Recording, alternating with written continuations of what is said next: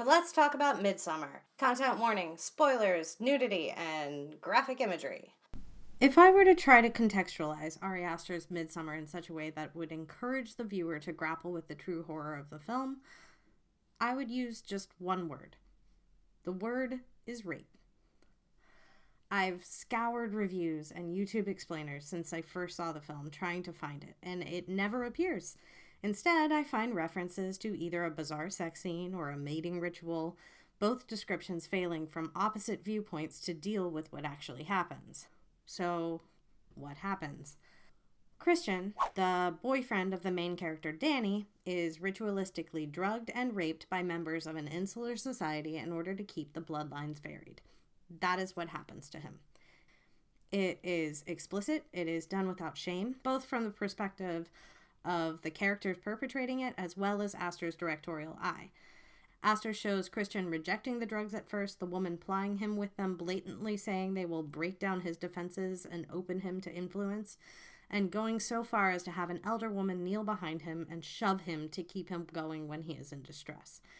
And yet, I have not found a single instance where someone describes it as rape. And the truly depressing thing is, I understand why. When I left the film for the first time, I called the scene an act of rape and then quickly stopped short to see if that was the right word. It felt extreme, because rape is not supposed to look like that. But most of the horrors in Midsommar don't look like they're supposed to look. Horror is supposed to lurk in the shadows, ashamed and isolated and predatory. It is not supposed to dance around in broad daylight, joyful and celebratory, and so normalized by tradition that the most grotesque displays seem quaint and curious. And that reversal of expectations is so effective at disarming viewers that they don't recognize what is in full view. I find it terrifying.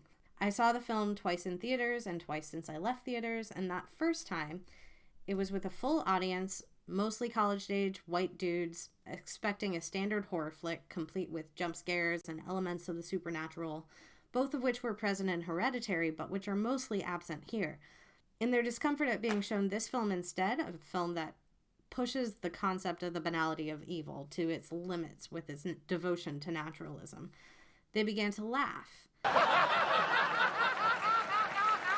And yeah, laughing at discomfort is a common response, and being surrounded with people who all vocalize that response normalizes it, and so they continued to laugh. They sustained it for longer periods throughout the film, until they laughed their way through a minutes-long explicit rape scene punctuating that laughter at the precise moment the elderly woman shoved Christian like a breed stallion.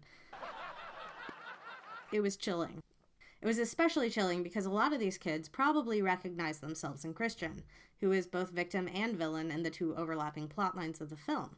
They laughed in sympathy with his relationship issues and with his bro-y friends reinforcing his bro-y attitudes and assumptions about masculinity. And it's strange that I, a cis woman who was disgusted by that bullshit and disgusted by Christian's character on the whole, had more sympathy and awareness for his eventual demise than these fellow bros. Because, let's face it, Christian sucks.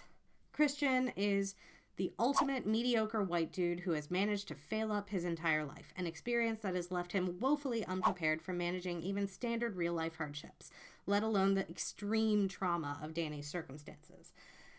And while he is an easily recognizable trope, the portrayal here is far from simplistic. There is something pathetically beautiful in watching Jack Rayner's performance. In every scene where Christian is on the verge of being confronted with his failures, he gives these sad, searching looks that imply a painful level of imposter syndrome. We get the sense that he knows deep down that he's inadequate and he won't survive being found out. But if he makes the right evasive maneuvers, he will continue to be given the benefit of the doubt and so stumble on into success. He's a coward, and the world is designed to reward the cowardice of people that look and act like him. His consistent cowardice, especially in the face of Danny's dire need, make him one of the least sympathetic characters I have ever seen on film. As a viewer, I hate him with a truly violent passion. But that hatred can blind you, and in fact blinded me momentarily, from his victimhood. And that's a pretty horrifying thing to recognize in oneself. Hearing a cacophony of laughter at his degradation and humiliation made that horror palpably clear. What's more, trying to figure out where and when I could possibly watch this film in a theater and not be surrounded by people laughing filled me with abject terror. Where in the US, if not the world, can I go where the image of a dude bro encountering a room full of non-sensationalized nude women with flabby skin and sagging breasts, holding hands behind the supple virgin offered up on a bed of flowers, feels like a threat and not a joke? Ari Aster has said that he wrote Midsommar during a breakup, and people seem to have latched onto that reading because, well, it's there. It's not wrong to say that this film is a metaphor for the dissolution of a relationship. It's just not all there is. And reading it as though that's all there is means Christian cheats on Danny in that scene. He has sex with another woman. If you're going to call that scene what it is, rape, you're going to need another villain, namely the Harga.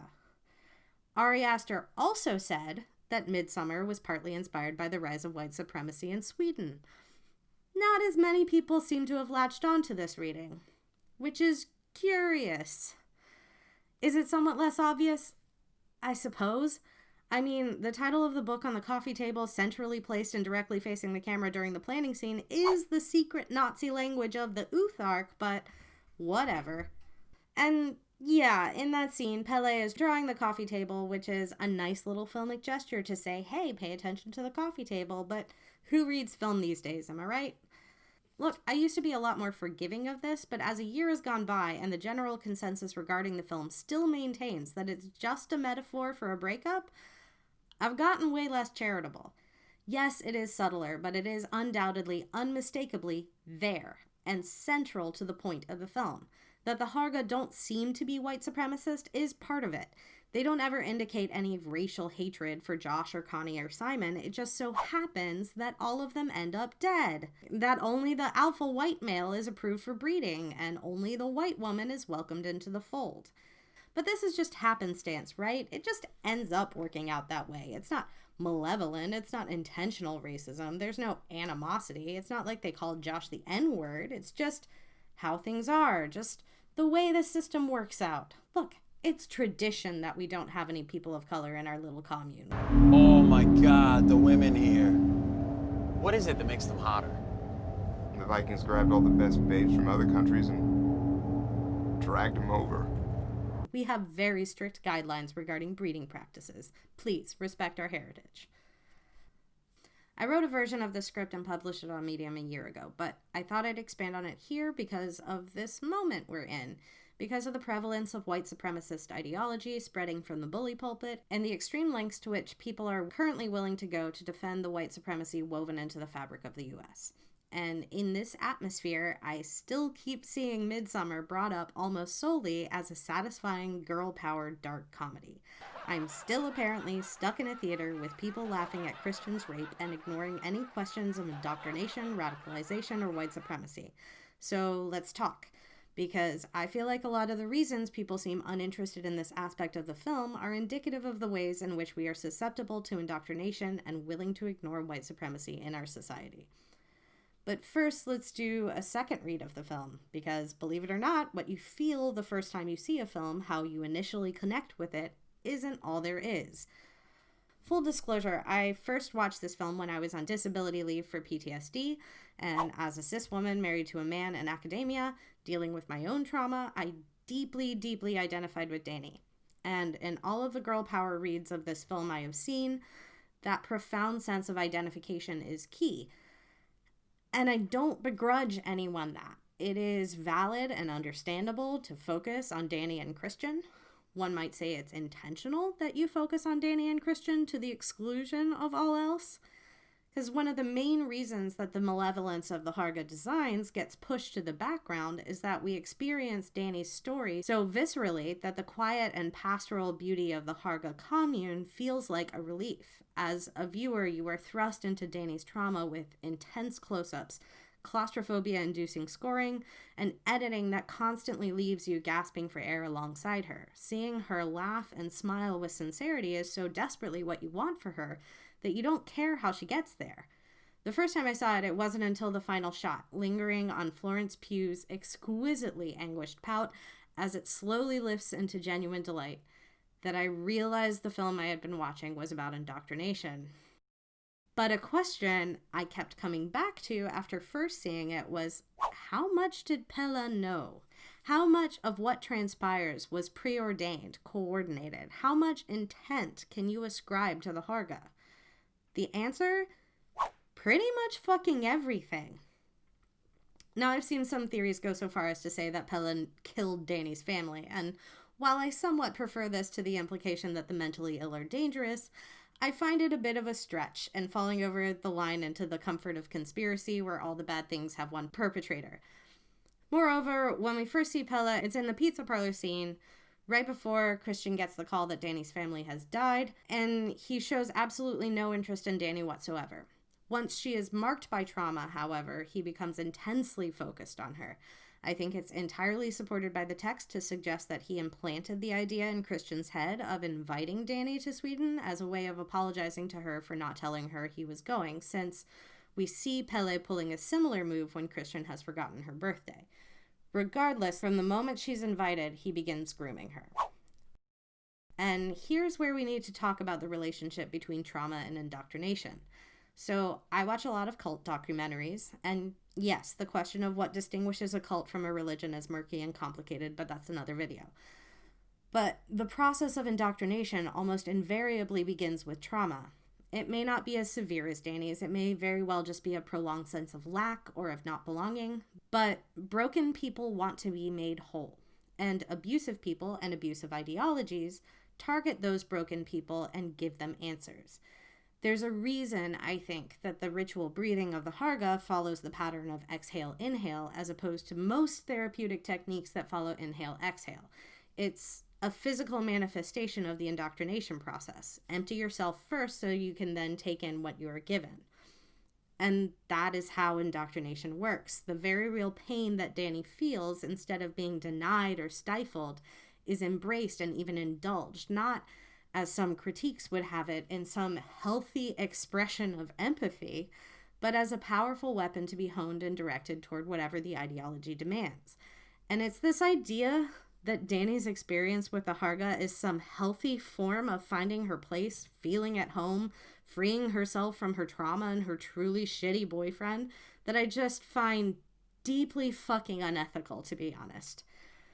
Viewing this film solely about her relationship or about her overcoming trauma makes that final sequence cathartic and almost beautiful, but it is disquieting, to say the least, to square that sensation with the awareness that being welcomed into the family means that she too will lure in outsiders for slaughter, will participate in the rape of other men, and if all goes well, will end her life by diving off a cliff at age 72. Hooray! But also, what she experienced with the Harga is not healing. She is not seen. This is not a homecoming. It is calculated, choreographed abuse. And insisting on saying it otherwise is just deeply irresponsible. I think what people seem to be latching onto is the Harga practice of physically embodying the pain of others, which, okay, first off, doesn't exist in a vacuum.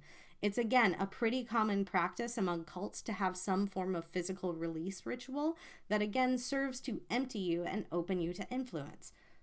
People often talk about experiencing a sense of euphoria after, which they are steered to associate with enlightenment, some form of a higher plane. And for people from cultures where wild, unfettered expressions of grief are taboo, unwelcome, censored, and the like, these practices are an extremely powerful recruitment tool. But let's be clear. The Harga are not empathizing with the dying elder that lies broken at the base of the cliff. Their embodiment of his pain is performative. They are not moved to heal him. They are not moved to change the ritual that demands he jump feet first and suffer until the ritual mallet comes to crush his skull repeatedly. They are not empathetic to Josh as he lies convulsing on the floor. They are not empathetic to their brethren that are burning alive. They are not empathetic to Danny, whom they led to the point of despair, at which point they surround her, deny her privacy, and force her into giving them her grief so they can experience the euphoria of that release. They gaslight her, hold her hostage, repeatedly ply her with drugs, isolate her from everyone she knows, disorient her, lavish her with honors, rape her boyfriend, use the reverse psychology of taboo to lead her to view that rape as the ultimate violation of her trust, steal her grief, then grant her the opportunity of revenge, at which point she is now complicit and is therefore a member of the group. But hey, girl power. But what is more, viewing this film as one of empowerment also raises the question of what you have to ignore. what you have to excuse, what you have to categorize in your head as just some abstract academic metaphor in service of the real story. Connie, Simon, Josh, Mark, and Christian, as well as the 4 Harga who self-sacrifice, are just fodder for Danny's self-actualization, I guess. Just how much are we willing to sacrifice for the sake of one white woman's happiness? The answer, it seems, is a lot. At least if you frame it properly. So let's talk about the process of normalizing violence and how that plays out. The first act of violence is the Adastupa, the ritual suicide of the elders. We're introduced to the Harga through the lens of anthropology, and through that lens, Christian has a point. We stick our elderly in nursing homes, which probably seems barbaric to the Harga. Where does respect for other cultural practices end and the normalizing of violence begin? I think a mallet to the head is a fair place to start, because the ritual, again, demands that the male jump feet first and suffer until he is killed by the family. It's in the runes. So, how do you make people forget the violence? How do you make people feel better about what they just witnessed? You honor it. You treat it with reverence. You dress it up in rites. You treat the bodies with care. You spread the ashes around your sacred tree. They died, after all, for the preservation of your way of life. And that sacrifice must be respected, regardless of the systems they were upholding, regardless of the fact that by the end of the film, you are aware that those elders participated in the kidnapping, raping, and murdering of untold numbers of people throughout their lifetime in service of their way of life. Yeah, this movie isn't about white supremacy. What am I talking about? But the thing is, neither you as an audience member nor the characters in the film know the true motivations of the Harga yet. And so this reverence is such an effective misdirection that when Mark ignorantly pisses on the ashes, you feel as offended as the Harga man who charges at him. How dare he desecrate their remains? As if that is somehow worse than prescribing them such a horrific death in the first place. As if such a sacrifice for such a cause is worthy of reverence at all. Honestly, looking back, it's the one good thing that Mark does, even if he doesn't know it. Piss on the fucking tree, Mark. Just piss on the fucking tree.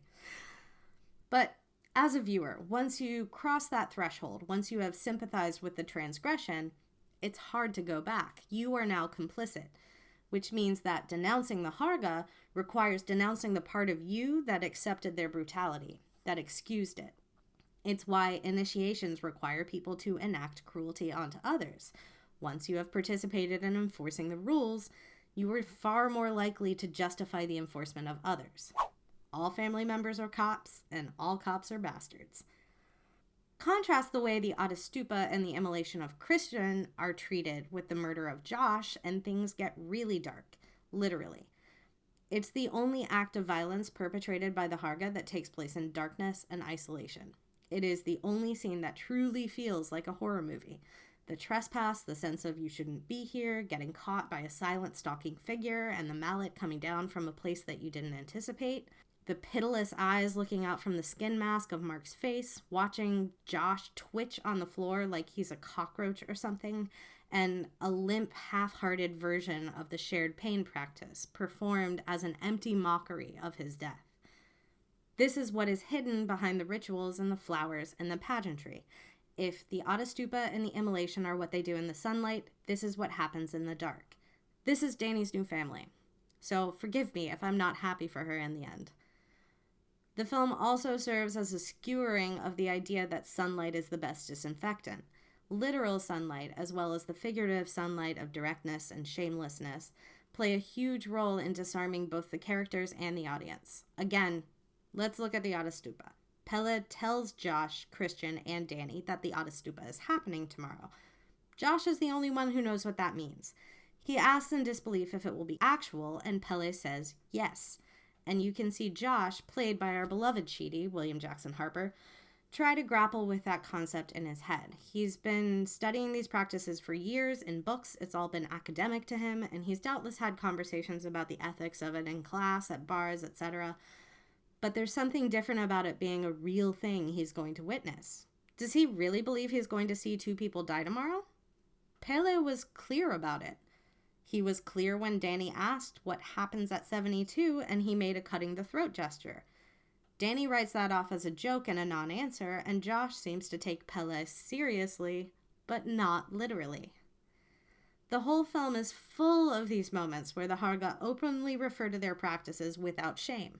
They're victims, bound by social norms of politeness, naive assumptions of mutual respect, and a belief that nobody who actually meant these things would be so brazen about it, refuse to see it.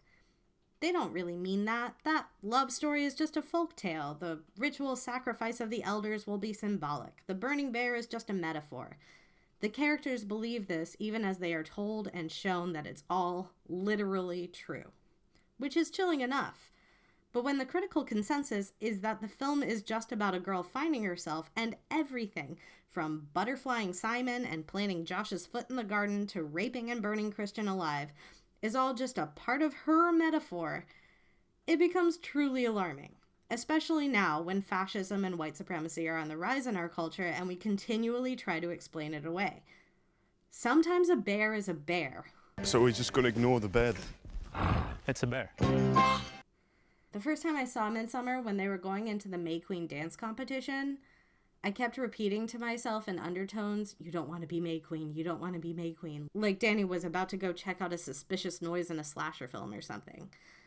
But as the camera held on her face in those final moments, I realized it was worse than that.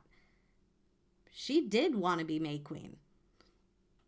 And it is truly terrifying to see so many people say that they do too.